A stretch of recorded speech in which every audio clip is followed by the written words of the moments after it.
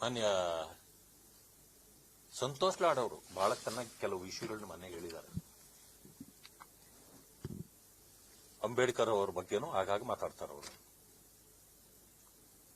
ಅಂಬೇಡ್ಕರ್ ಅವ್ರ ಬಗ್ಗೆ ಮಾತಾಡಿ ಮೂಕನಾಯಕ ಪತ್ರಿಕೆ ತೆಗೆದಿದ್ರು ಹಿಂದೆ ಅವರು 1920ರಲ್ಲಿ. ಈಗ ಮೋದಿಯವರು ಮೂಕರನ್ನು ಮಾಡ್ತಿದ್ದಾರೆ. ಎಂತ ಹೋಲಿಕೆ. ಆದ್ರೆ ನಾನು ಕೇಳ್ತೀನಿ ಅವ್ರನ್ನ, ನೀವು ಇನ್ನೂ ಮೂಕರಾಗಿ ಉಳಿದಿದ್ದೀರಾ? ಈ ದೇಶ ಮೂಕರ ದೇಶ ಅಲ್ಲ. ಆ ಕಾಲ ಬೇರೆ ಇತ್ತು. ಆಗ ಅಂಬೇಡ್ಕರ್ ಅವರು ಬರಬೇಕಾಗಿತ್ತು. ಅವರು ಬಂದು ಈಗ ಮೂಕರನ್ನು ಎಬ್ಬರಿಸಿದ್ದಾಯ್ತು, ವಿದ್ಯೆ ಕೊಟ್ಟಿದ್ದಾಯ್ತು, ಎಲ್ಲರನ್ನೂ ಬುದ್ಧಿವಂತರು ಮಾಡಿದ್ದೂ ಆಯ್ತು. ಇವತ್ತು ಎಲ್ಲರಿಗೂ ಅವರವರ ಹಕ್ಕು, ಕರ್ತವ್ಯಗಳು, ನಡವಳಿಕೆಗಳು ಹೇಗಿರಬೇಕು, ಇದು ದೇಶ ಹೇಗೆ ನಡೀಬೇಕು ಅನ್ನೋದಕ್ಕೆ ಸಂವಿಧಾನ ಕೊಟ್ಟು ಈಗ ಈ ದೇಶವೇ ಬದಲಾಗೋಗಿದೆ. ಆ ಸಂವಿಧಾನದ ತಳಗೆ ಇವತ್ತು ಮಾನ್ಯ ಮೋದಿಜಿಯವರು ಅಧಿಕಾರ ನಡೆಸ್ತಾ ಇದ್ದಾರೆ. ಯಾರೂ ಮೂಕರಲ್ಲ. ಆದ್ರೆ ನಾವು ಇವತ್ತು ಅರ್ಥ ಮಾಡ್ಕೊಳ್ಬೇಕು ಅಂತ ಬಾಬಾ ಸಾಹೇಬ್ ಅಂಬೇಡ್ಕರ್ ಅವರು ಸಂವಿಧಾನ ಕೊಟ್ಟರು ಅಂತ ಇಡೀ ದೇಶ ಮಾತಾಡ್ತದೆ. ಮಾನ್ಯ ಸಂತೋಷ್ ಲಾಡ್ ಅವರು ಒಪ್ತಾರಂತ ಕಾಣುತ್ತೆ ನನಗೆ. ಆದ್ರೆ ಅವರು ತಮ್ಮ ಒಬ್ರು ಅನಿಲ್ ಲಾಡ್ ಅವರು ಕೇಳಿಸ್ತಾ ಇದೆಯಾ? ನಾನು ಸಂತೋಷ್ ಲಾಡ್ ಅಲ್ಲ, ಇದೆಲ್ಲ ಕೊಟ್ಟಿರೋದು ಸಂವಿಧಾನ. ಈ ಸಂವಿಧಾನ ಮಾಡಿದವ್ರು ಯಾರು? ಇಂದಿರಾ ಗಾಂಧಿ, ರಾಜೀವ್ ಗಾಂಧಿ, ರಾಹುಲ್ ಗಾಂಧಿ. ಇದು ಅವಿವೇಕಿಯ ಮಾತುಗಳಲ್ವಾ? ಸಂತೋಷ್ ಲಾಡ್ ಹೇಳ್ತಾರೆ ಮೂಕನಾಯಕ ಅಂತೇಳಿ ಪತ್ರಿಕೆ ತೆಗೆದು ಆ ಮೂಕ ಜನರಿಗೆ ದೇಶದ ಬಗ್ಗೆ ಗಮನ ಸೆಳೆದು ಅವರನ್ನ ಸರಿ ಮಾಡ್ತಕ್ಕಂಥ ಕೆಲಸವನ್ನು ಮಾಡಿದ್ರು. ಹೌದು, ಇವತ್ತು ಮೂಕರಿಲ್ಲ, ನಾವೆಲ್ಲರೂ ಪ್ರಬುದ್ಧರಾಗಿಬಿಟ್ಟಿದ್ದೇವೆ. ಈಗ ಮೂಕರು ಮಾಡ್ಲಿಕ್ಕೆ ಹೊರಟಿದ್ದಾರೆ ಮೋದಿ ಅವರು ಅಂತ ಹೇಳಿದ್ರಲ್ಲ. ಈಗ ನೀವು ಮೂಕರು ಯಾರು ಅಲ್ಲ. ಆದ್ರೆ ಒಂದನ್ನು ಹೇಳಿ, ನಿಮ್ಮ ಸಹೋದರ ಅನಿಲ್ ಲಾಡ್ ಅವರು ಹೇಳ್ತಾರೆ ಸಂವಿಧಾನ ಕೊಟ್ಟಿದ್ದು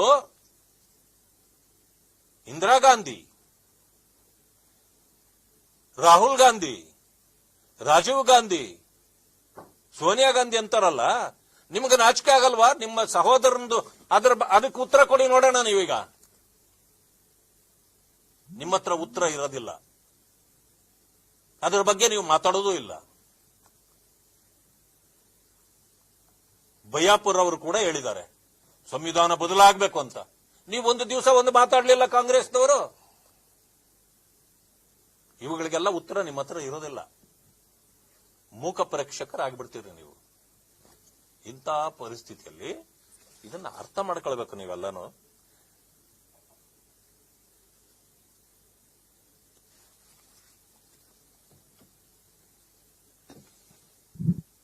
ಒಂದು ವಿಷಯ,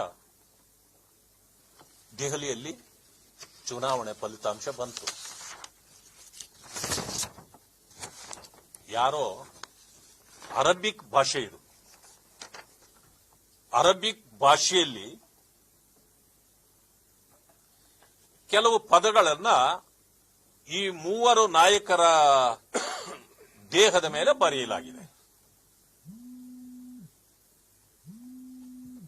ಇದು ಅರಬಿಕ್ ಭಾಷೆ. ಈ ಅರಬಿಕ್ ಭಾಷೆಯಲ್ಲಿ ಏನು ಬರೆದಿದ್ದಾರೆ ಅಂತೇಳಿ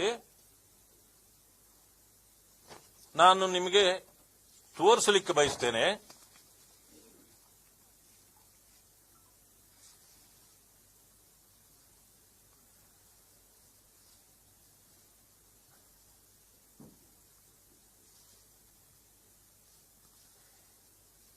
ಇದರಲ್ಲಿ ಏನ್ ಬರ್ದಿದೆ ಅಂತಂದ್ರೆ, ಓಕೆ ಗಾಡ್ ಬ್ಲೆಸ್ ಯು. ಇದರಲ್ಲಿ ಏನ್ ಬರ್ದಿದೆ ಅಂತಂದ್ರೆ, ಇದು ಮಾನ್ಯ ರಾಹುಲ್ ಗಾಂಧಿಯವರ ದೇಹ. ಇದು ಅವರನ್ನ ಬೆತ್ತಲ ಮಾಡಿದ್ದಾರೆ. ಇದು ಈ ರೀತಿ ಬೆತ್ತಲ ಮಾಡಿ ಬರೆಯೋದು ನಮಗೂ ಕೂಡ ಇಷ್ಟ ಇಲ್ಲ. ನಾನು ಇದನ್ನು ಒಪ್ಪೋದಿಲ್ಲ. ಆದ್ರೆ ಬೆತ್ತಲು ಮಾಡಿ 3 ನಾಯಕರನ್ನ ಇಲ್ಲಿ ಫೋಟೋ ಹಾಕಿದ್ದಾರೆ. ಒಂದು ಗಾಡ್ ಬ್ಲೆಸ್ ಯು ಅಂತ ಹಾಕಿದ್ದಾರೆ. ಇನ್ನೊಂದು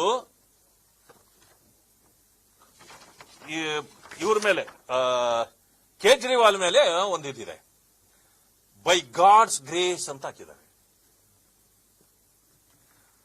ಆಮೇಲೆ ಮಧ್ಯದಲ್ಲಿ ಇವರು ಮಾನ್ಯ ಯಾದವ್, ಅಖಿಲೇಶ್ ಯಾದವ್ ಅವರ ಎದೆಯ ಮೇಲೆ ಬರೆದಿದ್ದಾರೆ ಗಾಡ್ ಅಂತ ಹಾಕಿದ್ದಾರೆ. ಇದರಲ್ಲಿ ಏನ್ ತಪ್ಪಿದೆ? ಗಾಡ್ ಅಂತ ಒಂದು ಕಡೆ ಇದೆ, ಬೈ ಗಾಡ್ಸ್ ಗ್ರೇಸ್ ಅಂತೇಳಿ ಒಂದು ಕಡೆ ಇದೆ, ಗಾಡ್ ಬ್ಲೆಸ್ ಯು ಅಂತಿದೆ. ಇದ್ರಲ್ಲಿ ತಪ್ಪೇನಿದೆ? ಆದ್ರೆ ಈ ಅಕ್ಷರಗಳು ಬರೆದಿರೋದ್ರಲ್ಲಿ ತಪ್ಪಿಲ್ಲ. ಆದ್ರೆ ನಾನು ಹೇಳೋದು, ಈ ಬೆತ್ತಲು ಮಾಡಿ ಅವರ ಮೇಲೆ ಬರೆದಿರೋದು ತಪ್ಪಿದೆ. ಇದು ಯಾರು ಬರೆದಿರಬಹುದು?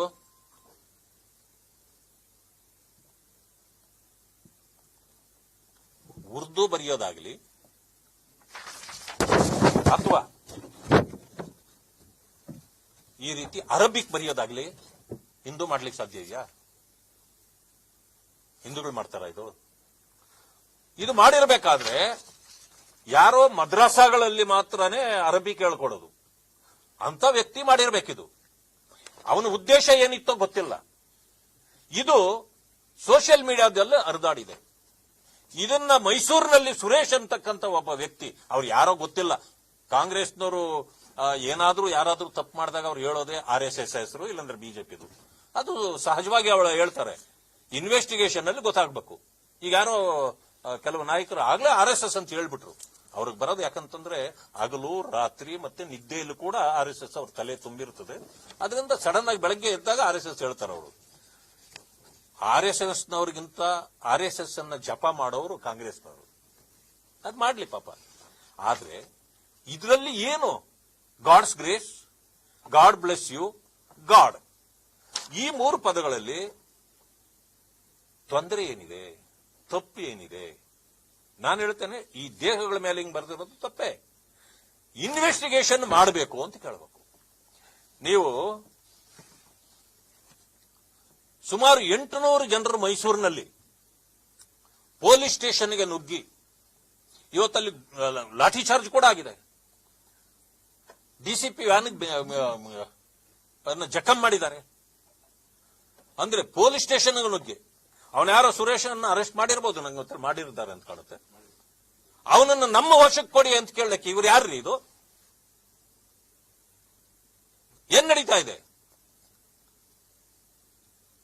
ಸರ್ಕಾರ ಬದುಕಿದ್ಯಾ ಅಂತ ಹೇಳ್ಬೇಕಾ? ಇಲ್ಲಿ ಲಾ ಅಂಡ್ ಆರ್ಡರ್ ಇಲ್ಲಿದೆ ಇದು ಕರ್ನಾಟಕದಲ್ಲಿ ಅಂತ ಒಪ್ಕೊಳ್ಬೇಕಾ ಯಾರಾದ್ರೂ?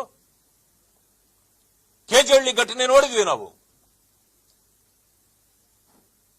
10 ವಾಹನಗಳು ಸುಟ್ಟು ಹಾಕಿದ್ರು. ಅಲ್ಲಿ ಪೊಲೀಸ್ ಸ್ಟೇಷನ್ಗಳಿಗೆ ಬೆಂಕಿ ಹಚ್ಚಿದ್ರು. ಪೊಲೀಸ್ನರ ಮೇಲೇನೆ ಕಲ್ಲು ತೂರಿದ್ರು.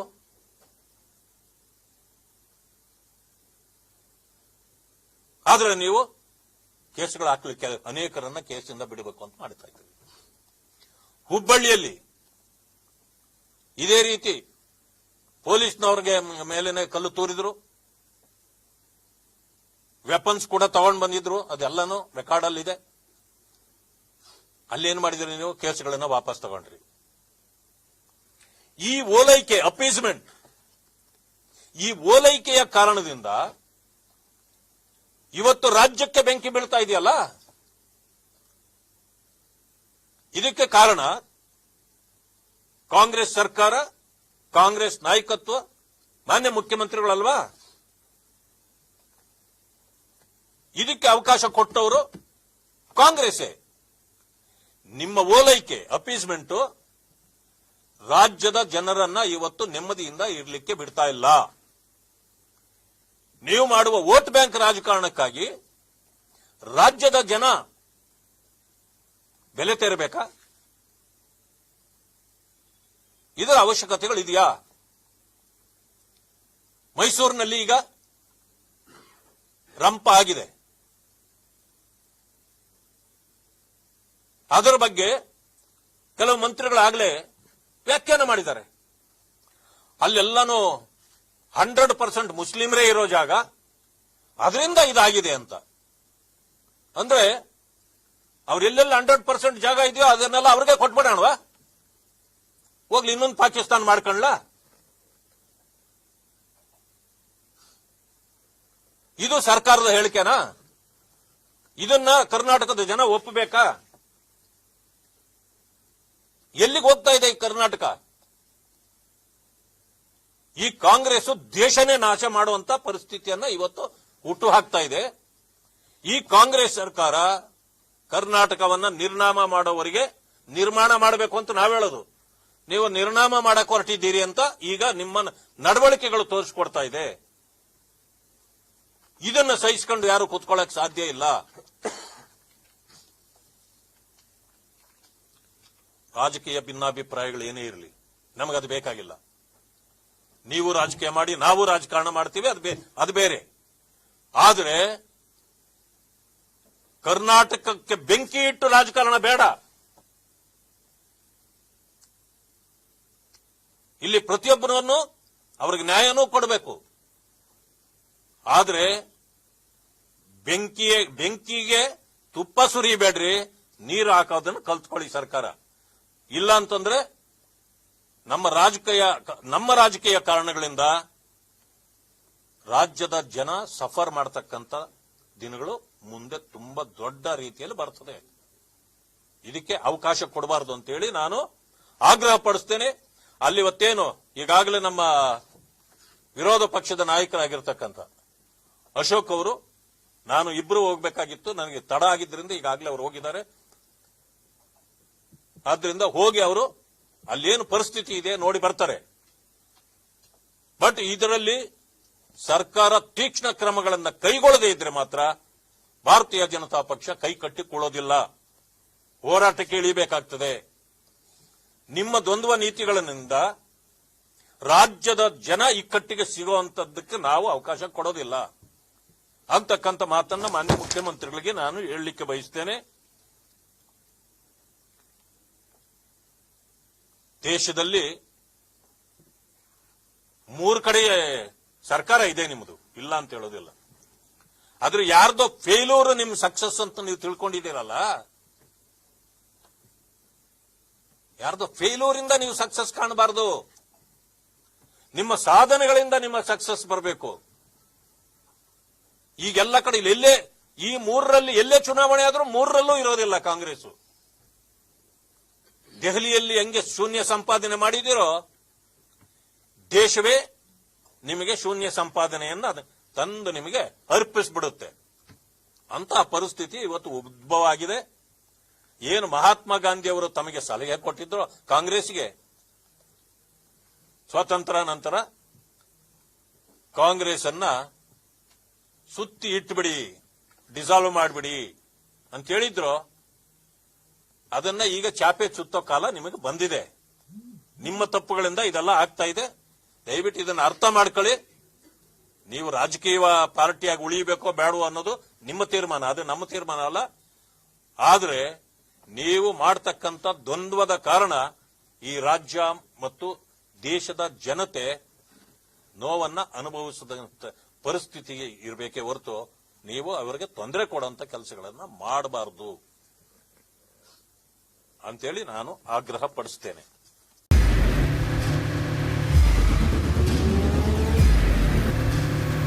ಪ್ರಜಾಮಾರ್ಗ ನ್ಯೂಸ್, ಇದು ಜನಸಾಮಾನ್ಯರ ಧ್ವನಿ. ನಮಸ್ಕಾರ. ನೀವು ನೋಡ್ತಾ ಇದ್ದೀರಾ ಪ್ರಜಾಮಾರ್ಗ ನ್ಯೂಸ್. ರಾಷ್ಟ್ರದ ರಾಜ್ಯದ ರಾಜಕೀಯದ ಬಗ್ಗೆ ಹೆಚ್ಚಿನ ಸಿನಿಮಾ ಅಪ್ಡೇಟ್ಗಳಿಗಾಗಿ ಫಸ್ಟ್ ಲೈಕ್ ಮಾಡಿ, ಸಬ್ಸ್ಕ್ರೈಬ್ ಆಗಿ, ಹಾಗೆ ಫಾಲೋ ಕೂಡ ಮಾಡಬೇಕು.